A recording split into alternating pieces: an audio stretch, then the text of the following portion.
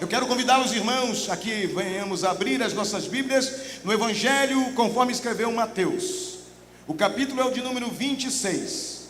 Enquanto você procura, também o versículo de número 26. Quero lembrar-lhe de que estamos aqui para adorar o nome do Senhor Jesus. É o culto da ceia do Senhor. O Senhor Jesus instituiu, criou e deu ordem para que nós nos reuníssemos. E todas as vezes que nos reuníssemos, que assim fizéssemos em memória dele. Certamente, para alguns, e eu diria para muitos, um segredo, disse-me o Senhor, seria revelado a muitas vidas. Muitas pessoas que pensam que podem chegar à ceia do Senhor, e só por um trecho do que está escrito na palavra do Senhor através de Paulo, ele pode ter a faculdade de beber ou não do sangue de Jesus, comer ou não daquilo que simboliza o corpo de Jesus. Mas nós entendemos, a partir da tua palavra, que todos devem comer, todos devem beber. Se para condenação, problema dele. Se para salvação, bendito seja o nome do Senhor. A verdade é que todos estamos aqui e todos temos que comer desse pão e beber desse cálice. Está escrito assim, irmãos: enquanto comiam, Jesus tomou o pão e, abençoando-o, o partiu e deu aos discípulos e disse: tomai, comei, isto é o meu corpo. E tomando o cálice, dando graças, deu-lhe, dizendo: bebei dele, porque isto é o meu sangue, o sangue do Novo Testamento ou da Nova Aliança, que é derramado por muitos para a remissão dos pecados. E digo-vos que desde agora não beberei deste fruto da vide, até aquele dia em que o beba de novo convosco no reino de meu Pai. E tendo cantado o último hino, saíram para o Monte das Oliveiras. Aqueles que creem piamente nessa palavra, digam comigo amém. Amém.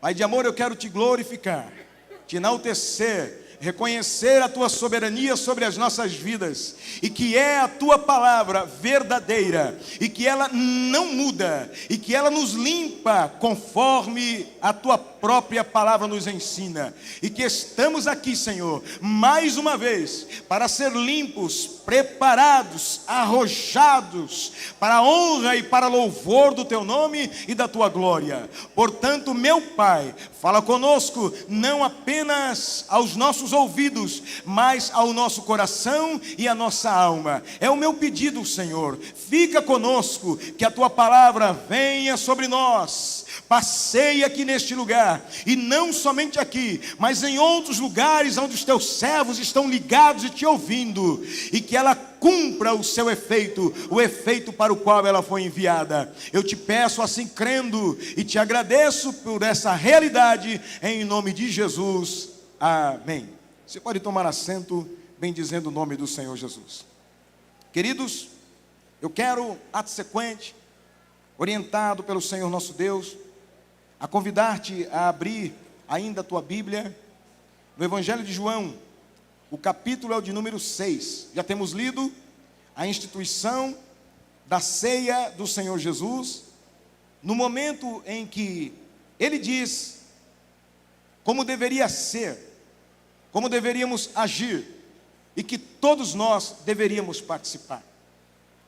Já de posse dessa palavra, já me é conveniente entender, pelas demais palavras que se seguirão, que é um mandamento do Senhor, não é apenas uma instituição, é um mandamento, é um imperativo do Senhor Jesus, para aqueles que têm contato consigo, aqueles que estão ligados nele, devem participar do seu corpo e do seu sangue, nessa reunião que nós vivemos espiritualmente nesta noite.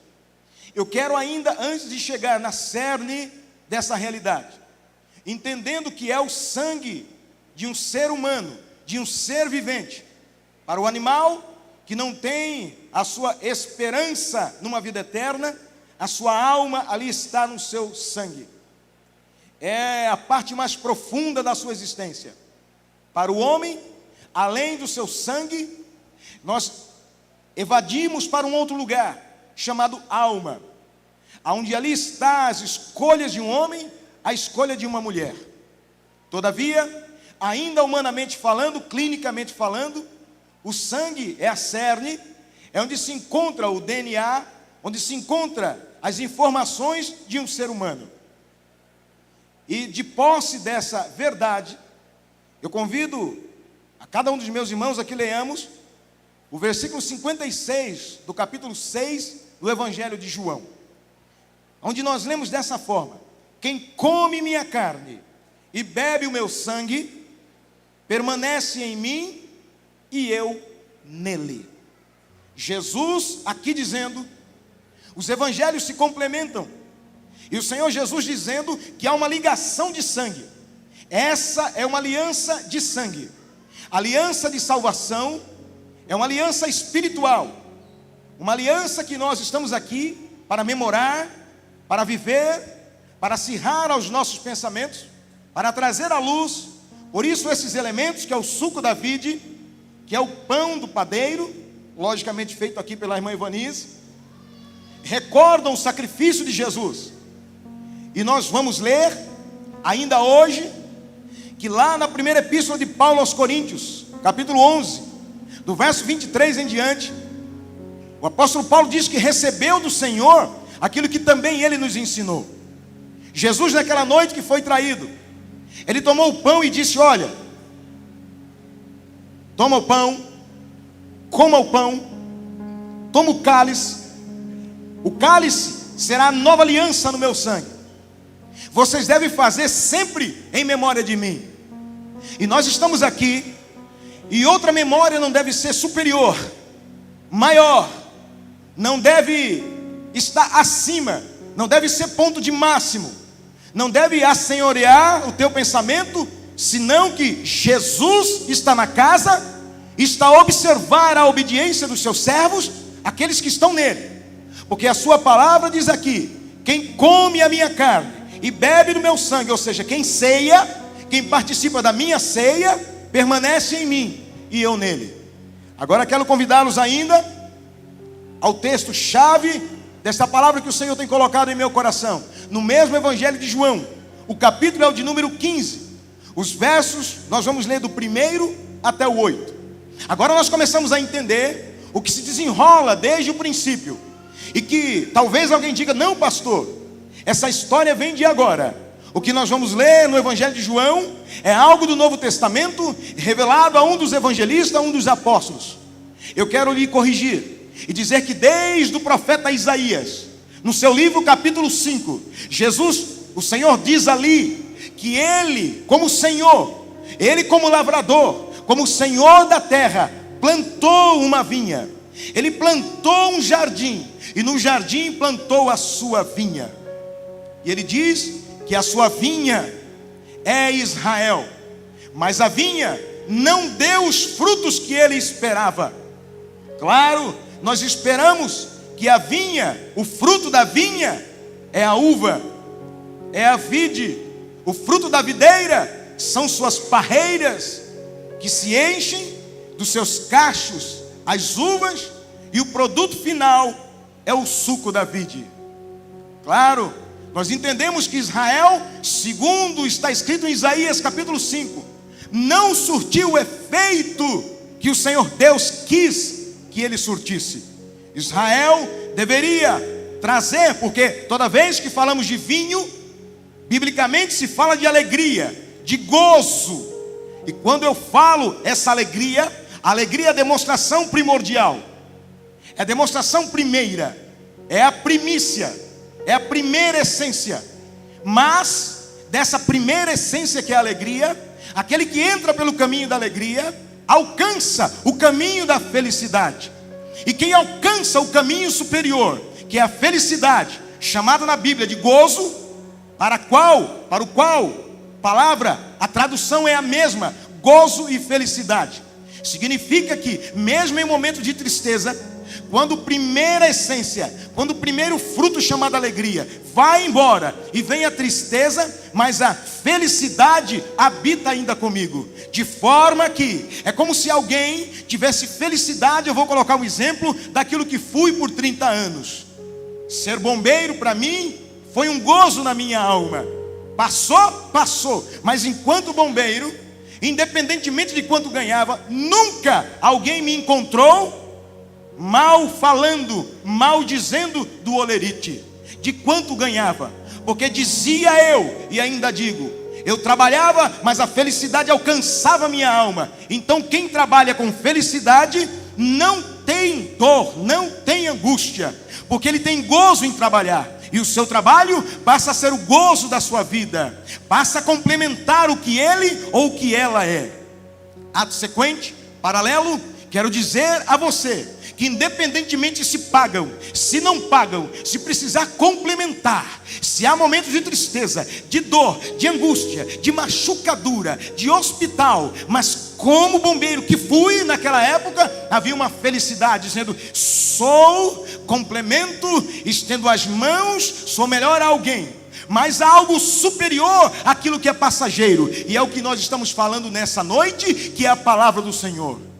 A felicidade em Cristo Jesus sobrepuja as dores e angústias, de forma que mesmo quando nós estamos passando dificuldade, ou no momento de choro, chora-se como uma criança ao lado do pai ou da mãe, sabendo que a segurança está ali, que a dor é passageira, que o afago logo virá, que haverá o tempo do descanso, haverá o tempo de calmaria, a tempestade vai passar, aquela manhã gostosa vem e o choro desce quente, mas gostoso, enquanto nós dissemos: eu sei em quem eu tenho crido. Israel não entendeu que a vinha era para dar o fruto da vide, as suas parreiras, o seu suco e muito mais do que isso. Então o Senhor Deus não substituiu Israel, não, senhores. O símbolo de Israel hoje é o símbolo da oliveira. Passou-se de uma forma meio que mágica, insentida, não tocada. Israel passou de ser conhecida como oliveira para ser agora conhecida como videira, para ser conhecida como oliveira. Os ramos de uma oliveira representam hoje Israel. O Senhor então levantou um novo povo, e esse povo somos eu e você, a igreja do Senhor, uma nova vinha, uma videira plantada no meio dos jardins. E o Senhor Jesus, nesta noite, vem aqui para provar o nosso fruto. Está escrito assim, todavia, no capítulo 15 do Evangelho de João, cujo Evangelho te convidei a lê-lo comigo. Versículo 1, Jesus diz: eu sou a videira verdadeira. A primeira videira falhou, mas a videira matriz, a videira raiz, a videira que não murcha, a videira que não morre, é Jesus. Muitos passaram, mas Jesus é a videira verdadeira. E o meu Pai é o lavrador. Toda vara, olha a gente entrando aí agora, que em mim, estão lembrados que aqueles que participam da ceia, dito lá em João 6, que eu li agora há pouco, disse: vocês comem da minha carne e bebem do meu sangue, vocês estão em mim. Mas Jesus agora, se há um caminho bom, Ele quer mostrar ainda um melhor. E eu quero crer que nessa noite, muitos de nós, se não a maioria, chegamos bem, vamos sair num caminho ainda melhor. Jesus diz aqui: toda vara que em mim não dá fruto, o que o lavrador, que é Deus, faz? Corta, tira e limpa toda aquela que dá fruto. Eu quero que você entenda já aqui, que há dois tipos já anunciados aqui, de três. Existe a vara que dá vinha, que dá fruto, e a vara que não dá fruto. Mesmo estando ligado em Jesus, mesmo participando da ceia, alguns dão fruto e outros não dão fruto. O que não dá fruto, o decreto divino é, disse Jesus, o Senhor dos senhores, a quem nós adoramos, não sou eu, é Ele. Diz que o Pai cortará. Ai, ai, ai. Não basta ser vinha, tem que dar fruto. Mas ainda não parou aqui. O mesmo Senhor, Deus diz, que Ele limpa toda aquela que dá fruto, para que dê mais fruto. Em outra tradução diz, que Ele poda a que está dando fruto. Quem conhece parreirais de uva, quem conhece pés de cafezais, quem conhece outro tipo de fruto ou árvore frutífera qualquer, sabe que, ou quem já foi lavrador, temos dentre alguns aqui, pastor Brás, entre outros, sabe que, quando você vê uma árvore frutífera, eu não disse árvore simplesmente frondosa, e ela tem muita folha, muito arbusto, as folhas estão muito bonitas, talvez até escondendo os frutos.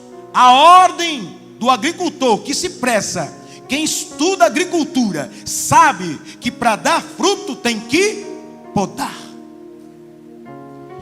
Dos galhos, 2 galhos, um não dá fruto, o outro dá fruto.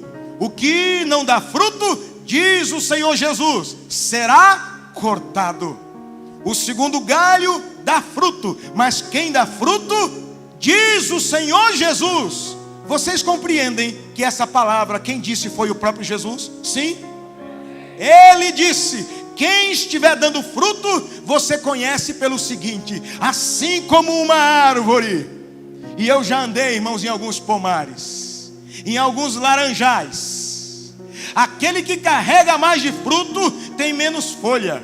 Parece feio na hora da poda, porque o viticultor, porque o agricultor, porque o jardineiro poda aquilo que não é fruto, porque o que não é fruto só faz a árvore parecer mais bonita, mas o agricultor não quer que a árvore seja bonita. O final que o agricultor quer é fruto. Não adianta ser bonita, não adianta ser frondosa, não adianta estar no melhor lugar se não der fruto. O agricultor então corta o que não dá fruto, mas aquele mesmo que tenha fruto, o agricultor, está escrito que ele virá e começará a cortar. Então eu quero te dizer, está sofrendo? Está passando luta? É porque você dá fruto e o agricultor está podando. Sabe por quê? Para que toda honra e toda glória seja dele. Não é a árvore melhor que o agricultor. Não há crente ou pastor ou quem quer que seja, como quiser chamar, como nós temos visto nos últimos dias, pessoas que subiram e no ápice de suas vidas como cantores, seguidos por tantos, de repente caem, porque não suportam a poda.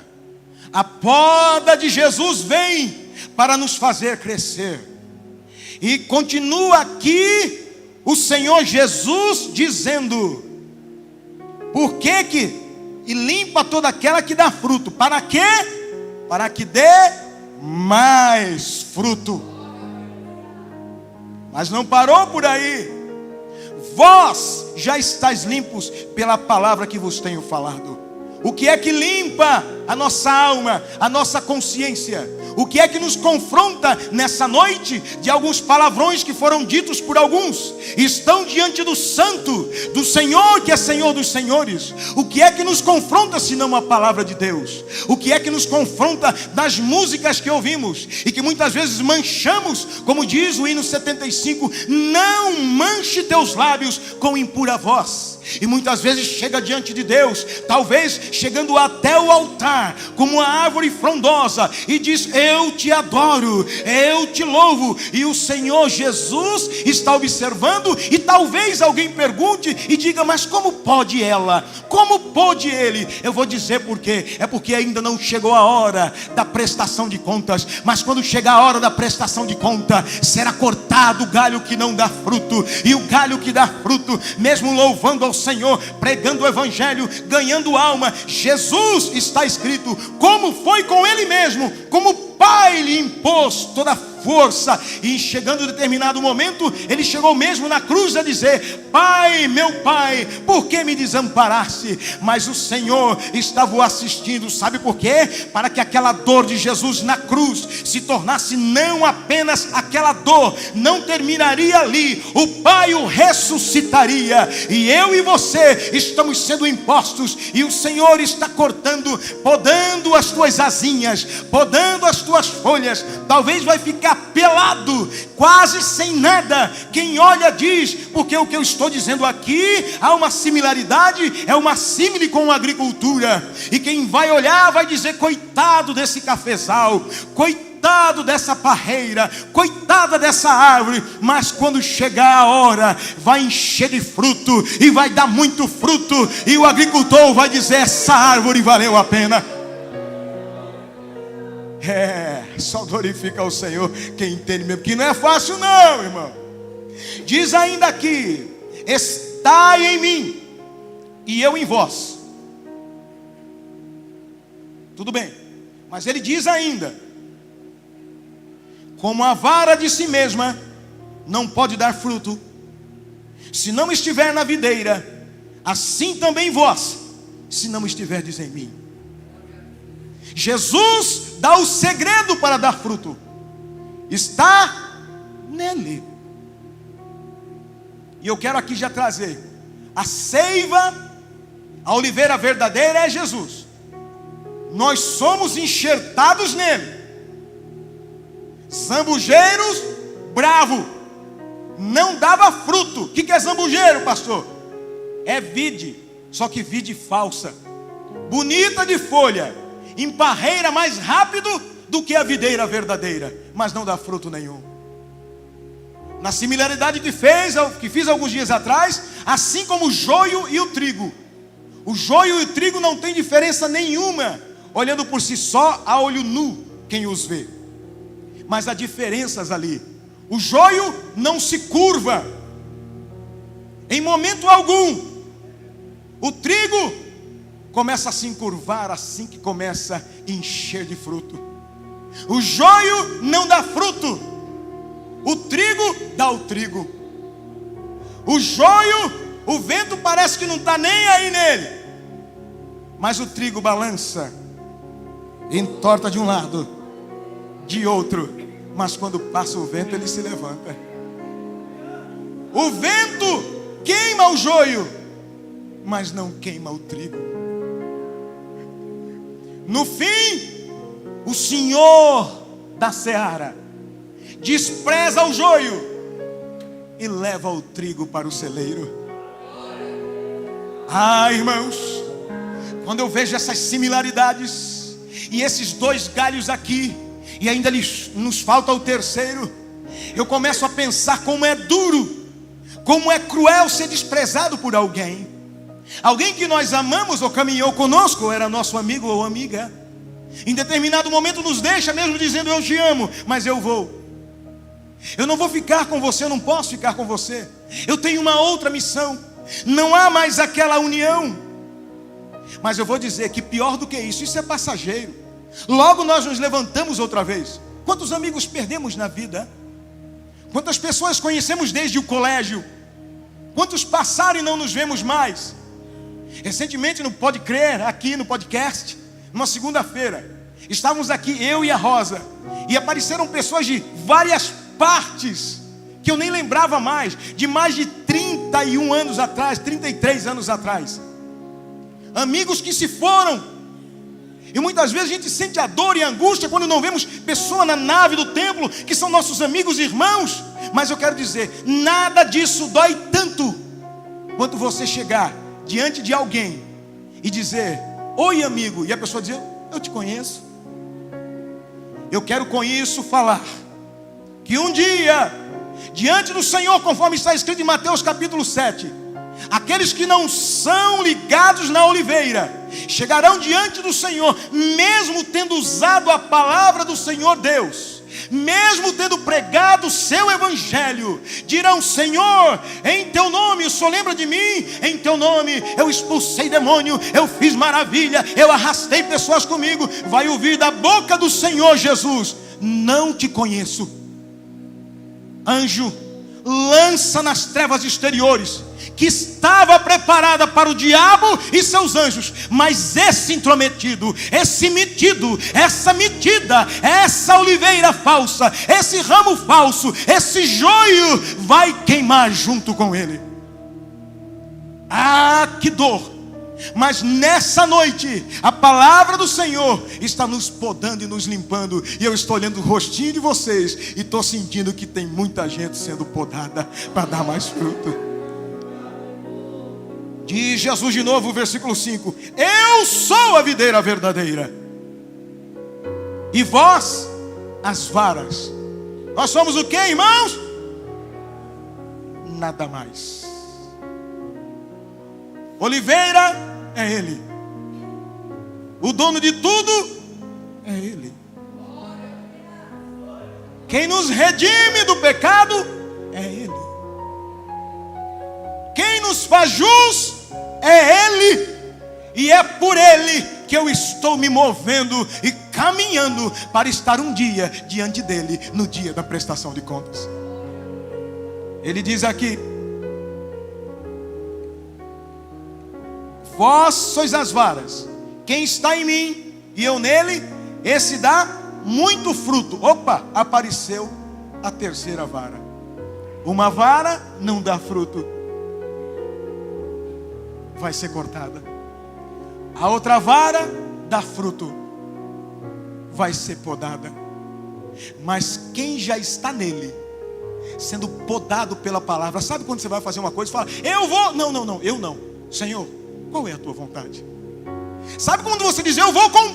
Não, Senhor, eu devo comprar. Alguns sorriem, alguns debocham, mas ele diz, como Paulo: não mais vivo eu, mas Cristo vive em mim. Senhor, eu vou. Vai como Davi, e eu serei contigo. Senhor, eu vou. Não vai, porque eu não vou contigo. Está nele.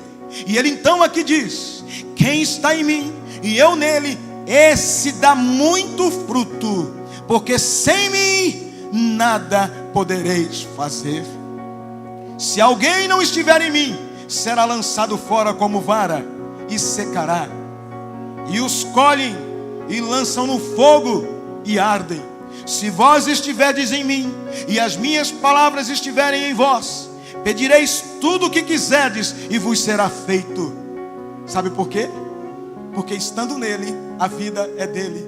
Quem manda é ele. Eu não peço o que quero, é ele que pede através de mim. É ele quem me manda. E aí eu me lembro, nesse momento, sabe o que acontece? Você se torna livre. E você vai poder então cantar: eu sou livre. Não precisa se preocupar.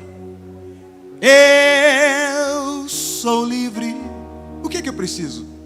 Nada além do sangue, nada além do sangue de Jesus. Aleluia.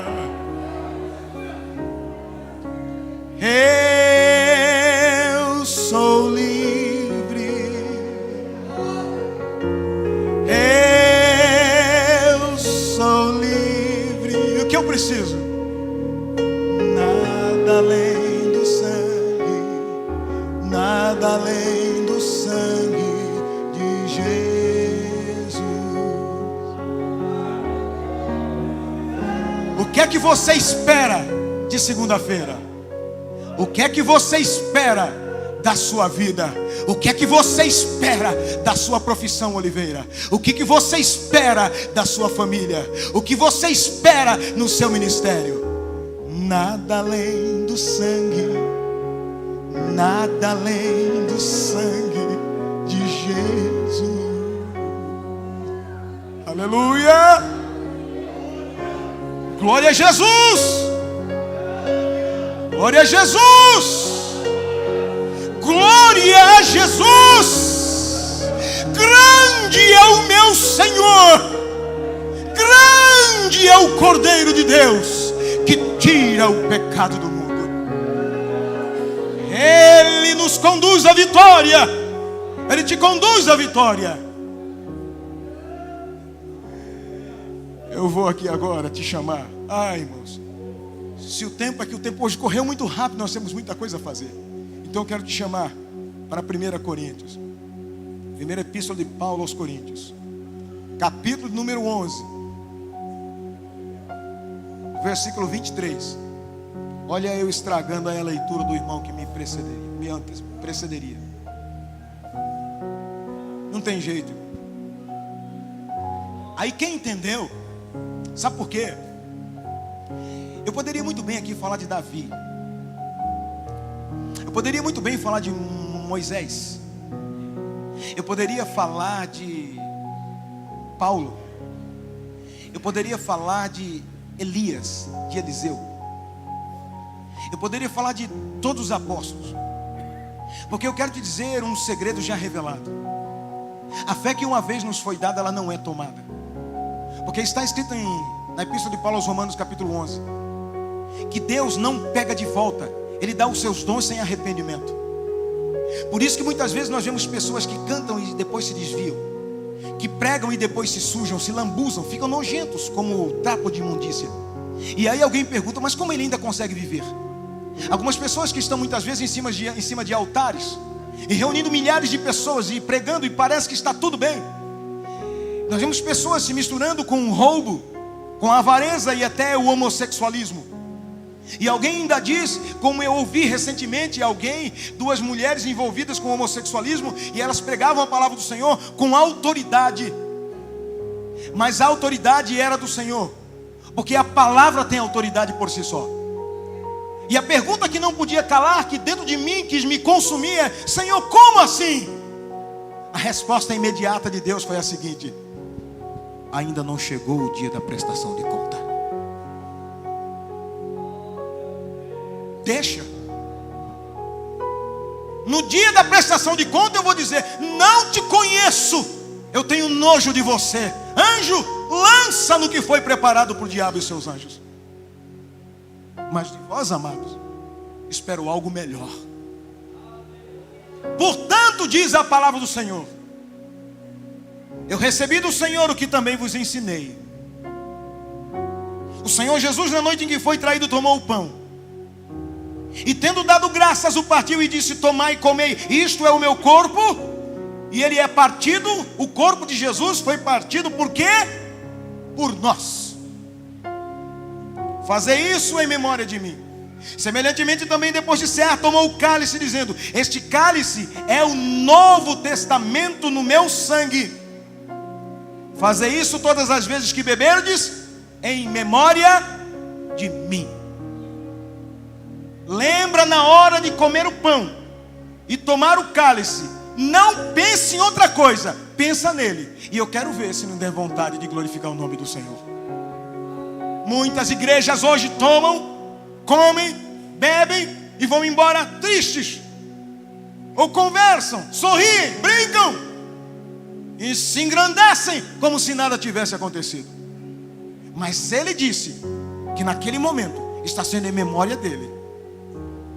E os súditos reais estão assistindo nossas vidas. Porque todas as vezes que comerdes esse pão, todas as vezes está escrito, não é uma ou outra, e beberdes esse cálice, anunciais a morte do Senhor até que venha. Portanto, qualquer que comer este pão ou beber o cálice do Senhor indignamente, será culpado do corpo e do sangue do Senhor. 28. Examine-se, pois, o homem a si mesmo, e assim... Ué, não é para deixar de comer não? Quem se achar indigno, coma! Porque essa ceia, se você estiver indigno, vai dizer: ele debochou do Senhor Jesus. Ela não se santificou, Jesus. Eu vou deixar de tomar. Pior ainda. Coma desse pão e beba desse cálice. Pastor, e aí? Estou afastado da comunhão. É para você lembrar que deveria estar em comunhão. Estou em pecado, é para você lembrar que deveria estar em santidade. Eu bebi, é para você lembrar que não tinha bebido, crente. Estou indigno, é para você lembrar que devia ser digno. Eu nem lembrei o que eu vinha fazer aqui. É para você lembrar que era para ter memorizado: Jesus está na casa.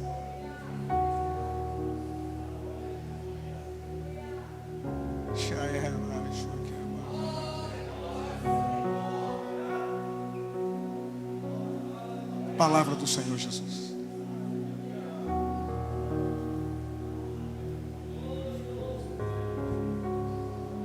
Se vós estiverdes em mim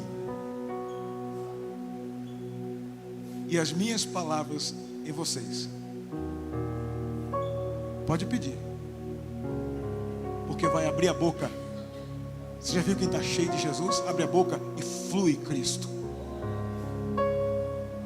Toda vara que em mim não der fruto, o que vai acontecer? A vara que estiver em mim e der fruto, eu vou fazer o quê? Lutas, aflições, tribulação. Jesus disse: tem bom ânimo, é a poda do Pai para você ficar mais cheio.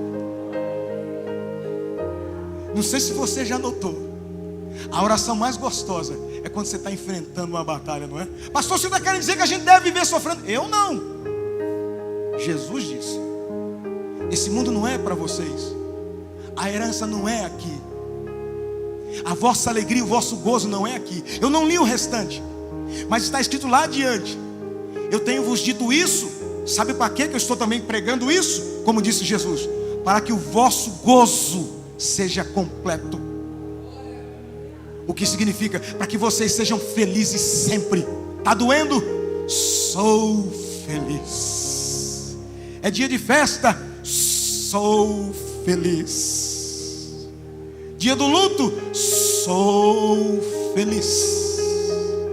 Dia do nascimento? Sou feliz. Sou feliz com Jesus.